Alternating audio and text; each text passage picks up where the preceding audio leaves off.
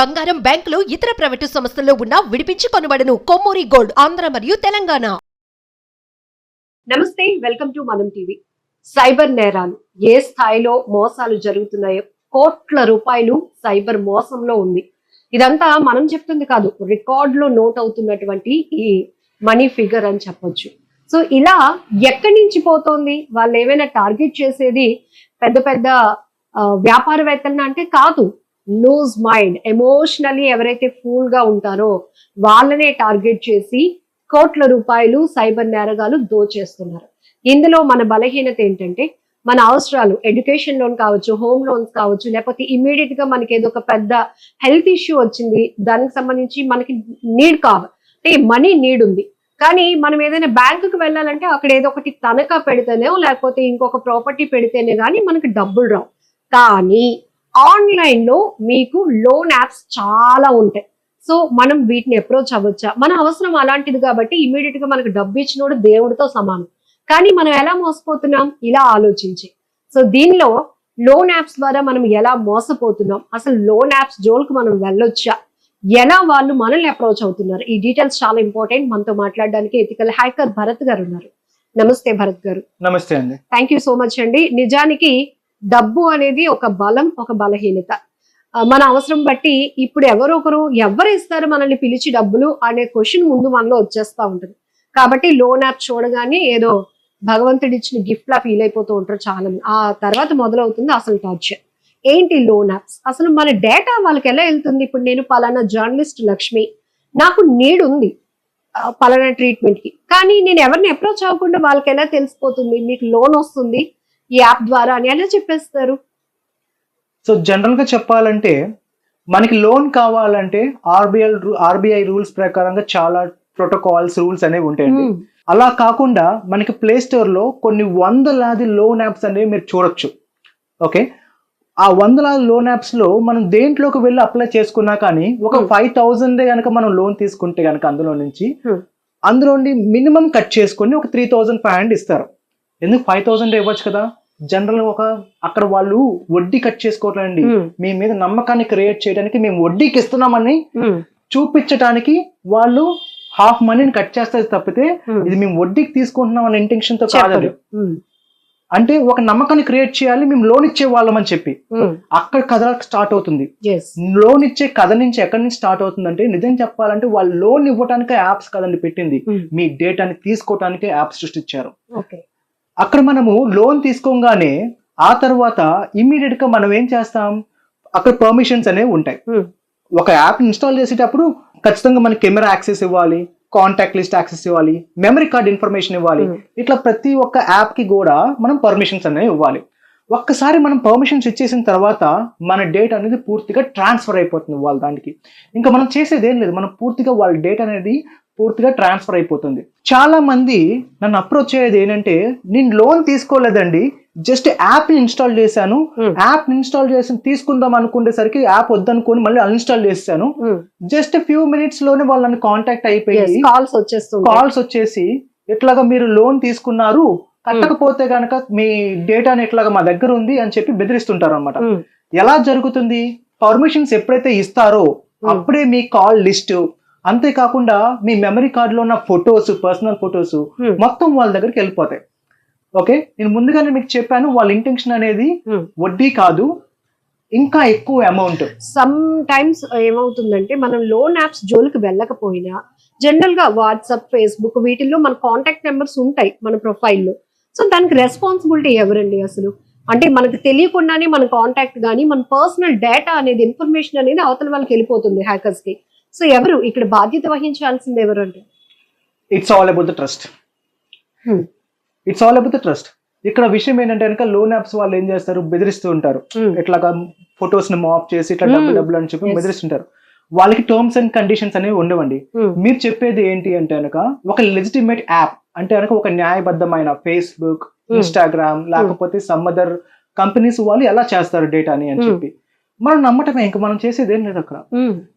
ఇప్పుడు మనం గూగుల్నే తీసుకోండి, గూగుల్ మ్యాప్స్ ని మనం డౌన్లోడ్ చేసుకుంటాం, ఇన్స్టాల్ చేసుకుంటాం. Terms and conditions are applied అని చెప్పి 30 పేజీల డాక్యుమెంట్ ఉంటుంది. మనం అవన్నీ అవన్నీ చదవం, మనం జస్ట్ అప్లై చేసేసుకుంటాం. ఆ తర్వాత మొత్తం పర్మిషన్స్ మొత్తం అలౌ చేసేస్తాం. మన డేటా మొత్తం వాళ్ళు చూస్తూనే ఉంటారు. 24 గంటల్లో మన కెమెరాను వాళ్ళు యాక్సెస్ చేసే హక్కు అండ్ మన డేటాను వాళ్ళు యాక్సెస్ చేసే హక్కు పూర్తిగా వాళ్ళకి ఉంది అన్నట్టుగా మనమే ఇస్తున్నాం. ఆ లొసుగుల్లో పూర్తిగా డాక్యుమెంటెడ్ గా ఉంది.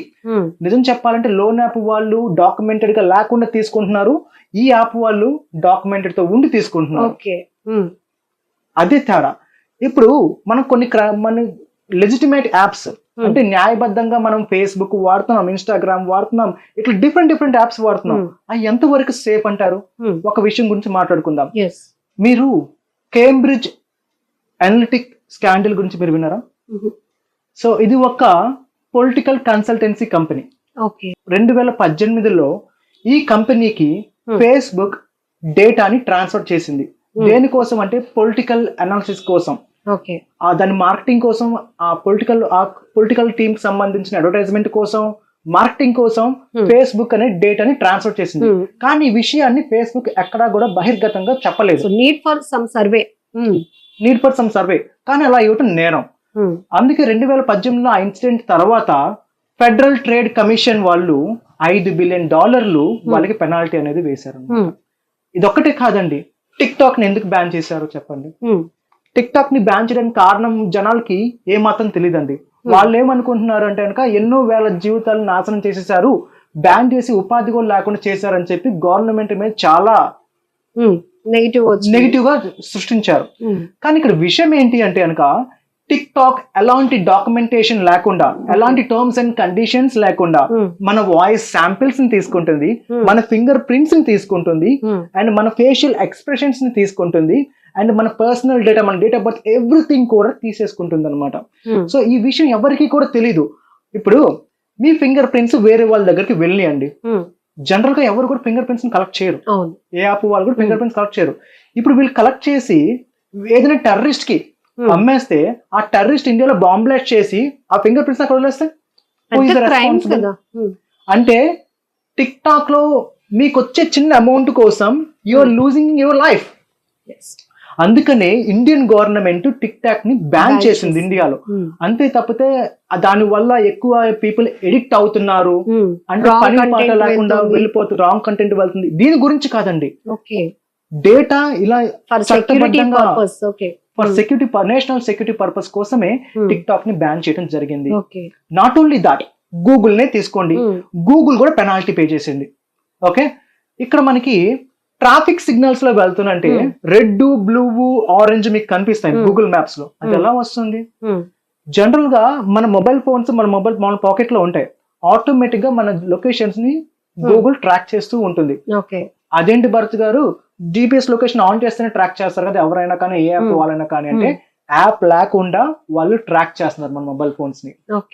సో అందుకనే ఈ విషయం గురించి లా ఎన్ఫోర్స్మెంట్ క్వశ్చన్ చేసినప్పుడు పర్టికులర్ అమౌంట్ ని పే చేసింది గూగుల్ కూడా పెనాల్టీ కింద.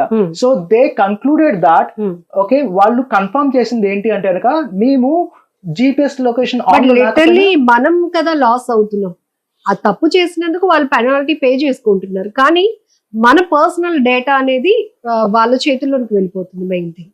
సో ఇక్కడ ఇంకొక డౌట్ అండి, లోన్ యాప్స్ కోసం మనం డిస్కస్ చేసుకుంటున్నాం కదా. లోన్ యాప్, నేను ఇప్పుడు లోన్ తీసుకోలేదు కానీ కాల్స్ వస్తాయి, బండ బూతులు తిడతారు, లేదంటే నీ ప్రొఫైల్ అనేది మేము ఓపెన్ చేస్తాము, మార్పింగ్ చేస్తాము, మీ ఇంట్లో వాళ్ళు నువ్వు అంతకీ లొంగకపోతే నెక్స్ట్ ఇంట్లో వాళ్ళ పిల్లలు లేకపోతే హస్బెండ్ వాళ్ళ ప్రొఫైల్స్ కూడా మేము మార్పింగ్ చేసి నోట్ గా రిలీజ్ చేస్తాము.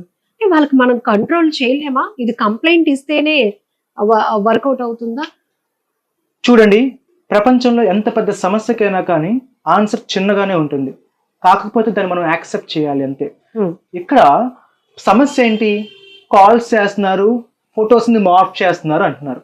ఓకే, సో మీరు లా ఎన్ఫోర్స్మెంట్ ని అప్రోచ్ అయ్యి మళ్ళీ ఆ లా ఎన్ఫోర్స్మెంట్ వాళ్ళు యాక్షన్ తీసుకునేసరికి జరగాల్సిన నష్టం జరిగిపోతుంది, ఈ లోపల మీరు మానసికంగా కుంగిపోతారు. కానీ ఇక్కడ సింపుల్ సొల్యూషన్ ఒకటి ఉండిద్ది, అంటే దెబ్బ తగిలినప్పుడు హాస్పిటల్కి వెళ్లే ముందు ఖచ్చితంగా ఫస్ట్ ఎయిడ్ చేసుకోవాలి. అలాగే ఒక క్రైమ్ జరిగినప్పుడు మనం కూడా ఫస్ట్ ఎయిడ్ చేసుకోవాలి. ఫస్ట్ ఎయిడ్ చేసుకోకుండా హాస్పిటల్ దాకా వెళ్ళకూడదు.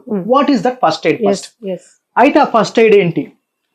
ఫస్ట్ మిమ్మల్ని అట్లా బెదిరించినప్పుడు మీరు వాట్సాప్ లోను మీ ఫేస్బుక్ లోను స్టోరీ పెట్టేసేయండి, ఖచ్చితంగా పెట్టేసేయండి. ఏంటి అంటే ఈ మధ్య ఇట్లా క్రైమ్స్ జరుగుతున్నాయి, ఇట్లా లోన్ యాప్స్ జరుగుతున్నాయి, ఇట్లా డేటా తీసుకుంటున్నారు, ఇట్లా అందరికీ జరుగుతున్నాయి, జాగ్రత్తగా ఉండండి, నాకు కూడా జరిగింది, నేను ఇమీడియట్ గా లా ఎన్ఫోర్స్మెంట్ ని అప్రోచ్ అయ్యాను, మీరేం భయపడాల్సిన అవసరం లేదు అని చెప్పి మీరు జనాలకి అవేర్నెస్ ఇచ్చినట్టు మాట్లాడుతూ అండ్ మాకేం పర్వాలేదు అన్నట్టుగా మీరు మెసేజ్ పెట్టండి. ఓకే, అట్లాంటప్పుడు ఇక్కడ లోన్ యాప్ వారితో కాదండి ప్రాబ్లం, మెయిన్ మన ఎన్విరాన్మెంట్ తో ప్రాబ్లం. Exactly, true true. మన ఎన్విరాన్మెంట్ తో ప్రాబ్లం. ఆ లోన్ యాప్ వాడు ఏం చేస్తాడో పక్కన పెట్టేస్తే మన రిలేటివ్స్ మన ఫ్రెండ్స్ పద్దాకలు కాల్ చేసి నీకు ఇలా జరిగిందా అని చెప్పి ఏం జరిగింది అని ఒక సిచ్యువేషన్ ని పదే పదే అడుగుతూ ఉంటుంటే మన మనసుకి ఇంకా బరువు పెరుగుతూ ఉంటుంది. కానీ ఇప్పుడు ఆ మెసేజ్ పెట్టడం వల్ల మీకు ఎవరు కూడా కాల్ చేయరు. ఎగ్జాక్ట్లీ. ఇప్పుడు ఆ లోన్ యాప్ వాళ్ళు మనల్ని ఏదో చేస్తారు అని భయం కన్నా అలా జరిగితే మన చుట్టూ ఉన్న వాళ్ళు మన ఫ్యామిలీ ఎలా రియాక్ట్ అవుతారు అనేది భయం ఎక్కువగా ఉంటుంది మనలో. కానీ ఆ భయాన్ని ఇంత చిన్న మెసేజ్ తో మీరు పూర్తిగా తీసేయచ్చు. ఇంకా మీకు ఎవ్వరు కాల్ చేయరు, అక్కడతో 70% ప్రాబ్లం మీకు సాల్వ్ అయిపోతుంది. ఓకే, పోయిన డేటా తిరిగి రాదు. సో వాళ్ళ ఫోన్స్ ని హ్యాక్ చేయటం, మళ్ళీ క్రిమినల్స్ ఫోన్స్ ని హ్యాక్ చేయటం, ఇవన్నీ కూడా ఇప్పుడు అయ్యే పనులు కావు.